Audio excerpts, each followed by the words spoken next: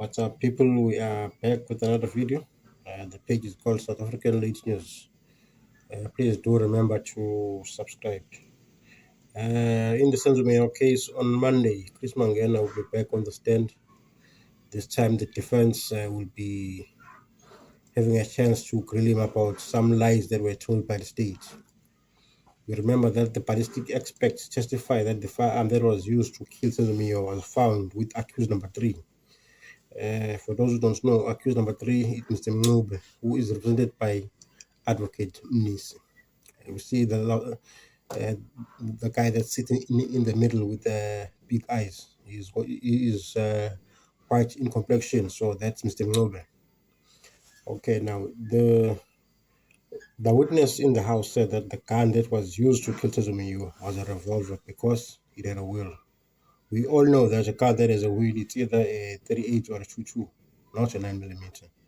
So then lead investigator Kininda also says the same thing, that it was a revolver. But now we're in court because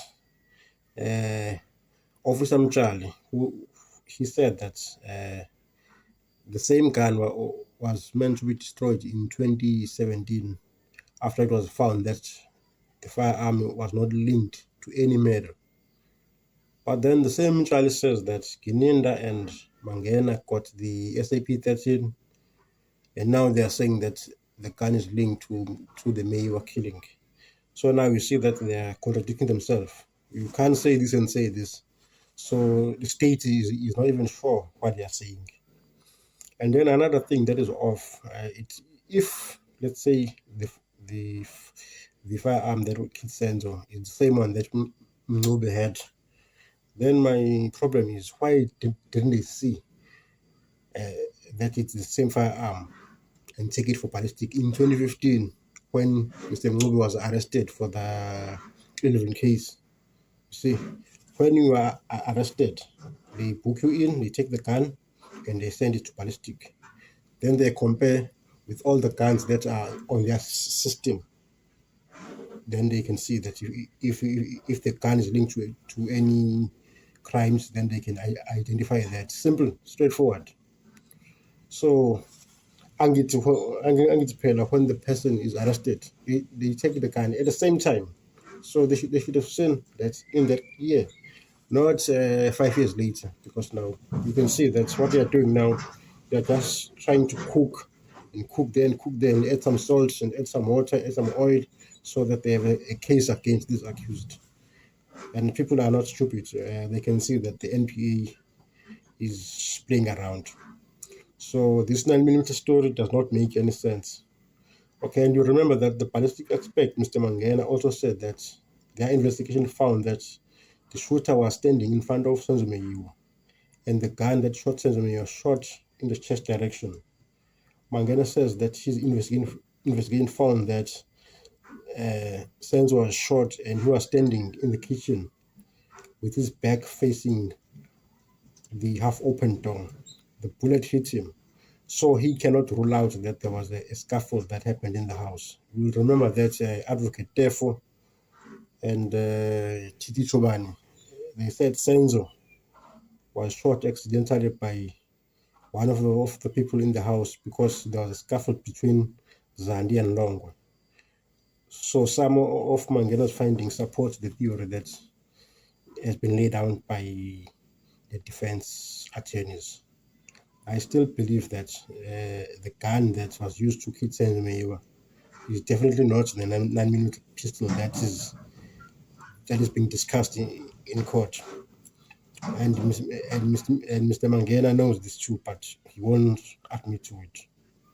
Okay, the projectile or the bullet jacket, you can call it whatever you want, which was found by Colonel Mahlasho behind the glass jar, is definitely not the bullet that killed Senzo.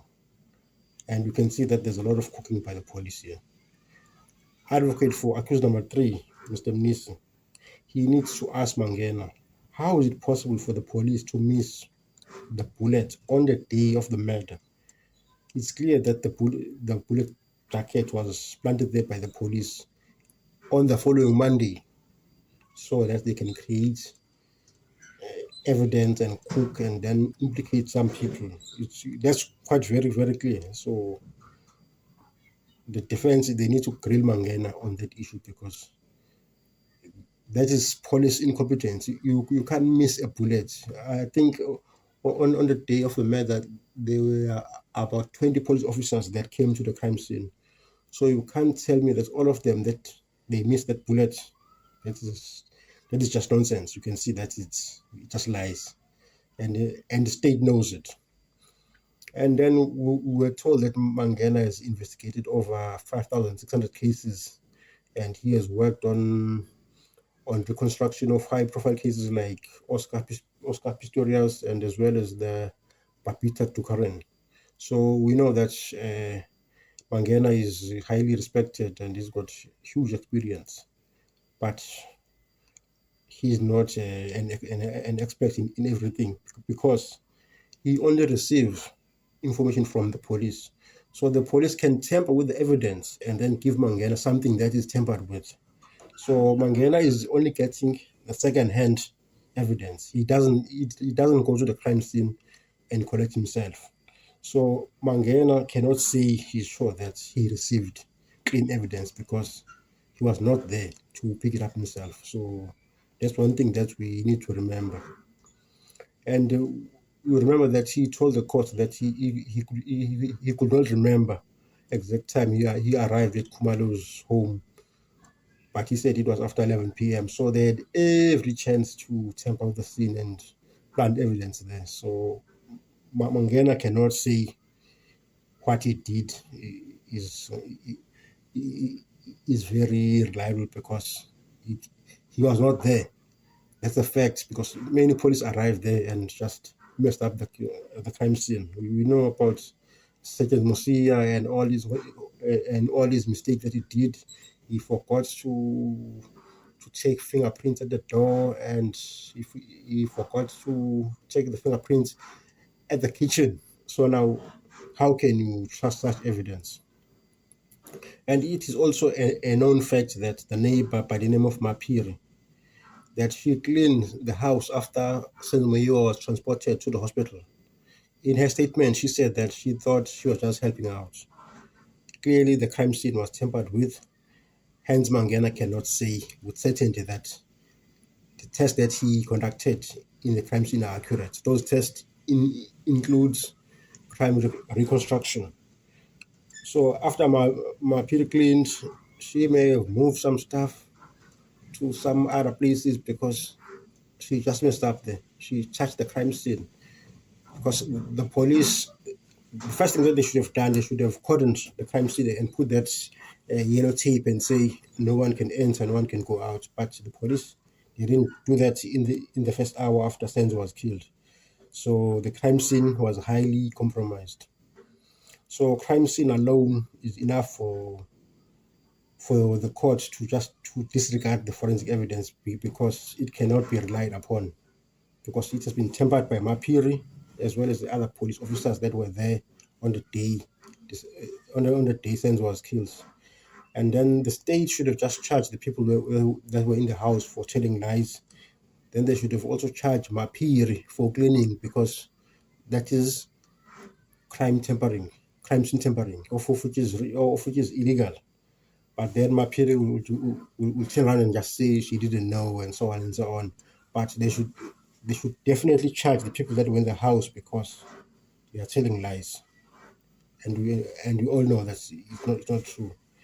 And I just can't wait for Monday to just hear what Mangena is going to say. But his evidence, I'm sure, can be debunked because it was highly compromised, and Malloy himself he knows it that Mosia was not qualified in the first place to go there alone, simply because he was only on the job for about 2 years.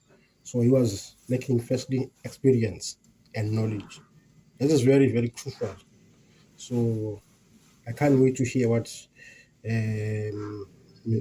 Mnisi, Mr. Mshololo, Mr. Mngomizulu, and as well as this guy, other name, Mr. Ngumalo. They have got a very hard job ahead, but I'm sure they can do it. It's easy to prove that the crime scene was tampered. So anything that comes out of Mangena's mouth cannot be relied upon. So see you on Monday and hope for the best. Thank you for watching.